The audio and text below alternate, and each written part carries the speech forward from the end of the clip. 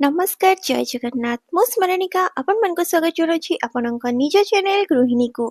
अच्छा आपण माने ए क्रिसमस घरे बेकरी ठू भी बहुत सुंदर और स्पंजी टेस्टी केक बनेवा को चाहुछंदी के। अच्छा आपनक पाखरे एम्ति मेजरिंग कप्स और स्पून्स नाही के ताहले बिल्कुल भी चिंता करंतुनी। मु ए वीडियो रे आपण माननकु बतेबी कि घरे थिबा जिंस रे आपण केमती बहुत ही बढ़िया टेस्टी केक बने पारिबे। समस्त को केक बनैया पे बहुत बढ़िया लगे किंतु डर लगे काले केक ठीक मेजरमेंट न हेले गड़बड़ ही जीवो, स्पंज ठीक हबनी, टेस्टी लागेबनी। किंतु आज आमे बनेबा बहुत ही टेस्टी और घरे थिबा जिंस रे बहुत ही बढ़िया केक। तेबे चलंतु स्टार्ट करिबा आजिर वीडियोटी को। एमती कप्स नाही आपनका पाखे तो किछि भी चिंता करंतुनी, घरे जेमती गिना अछि से गिना को मेजर करके नहीं जिबे। फर्स्ट देबे आधा कप चीनी। गोटे गिना जदि आपण मैदा दउचंती ताहले आधा कप नेबे चीनी आउ तेल नेबे 1/4। भलो भाबे तीनिटा को मिसे दबा। मने रखिबे क्षीर सब बेले रूम टेम्परेचर रे रहबा दरकार। देखंतु मिश्रण रेडी हे गला। एबे सेथिरे आमे मैदा दबा। गोटे गिना मैदा दबा।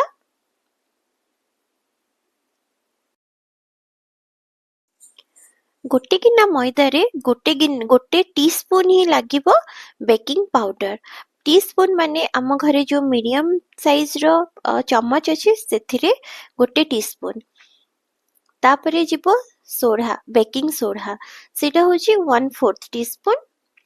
आउ एठी मु कस्टर्ड पाउडर दे दीछि काहेकि ना मु कस्टर्ड केक बनौछि। आउ आपन को पाखरे जदि अमूल अछि ताहले अमूल भी दे देबे।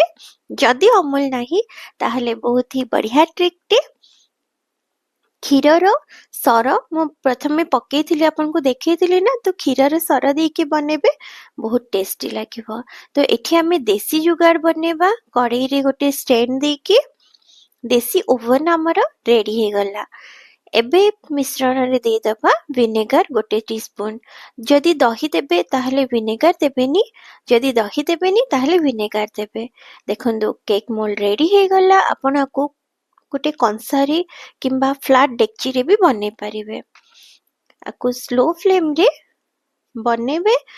बस हे गला हम केक रेडी। 25 मिनिट रे बहुत ही स्पंजी और टेस्टी केक बनी के रेडी हे गला।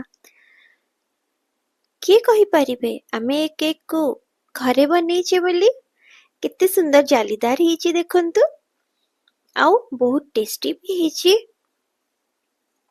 अपन माने भी ए क्रिसमस रे घरे केक बनांतु आउ निज फैमिली मेंबर मानन को खुआंतु। आउ हां मो चैनल को लाइक शेयर आउ सब्सक्राइब करबा को बिल्कुल भी भूलिबेनी।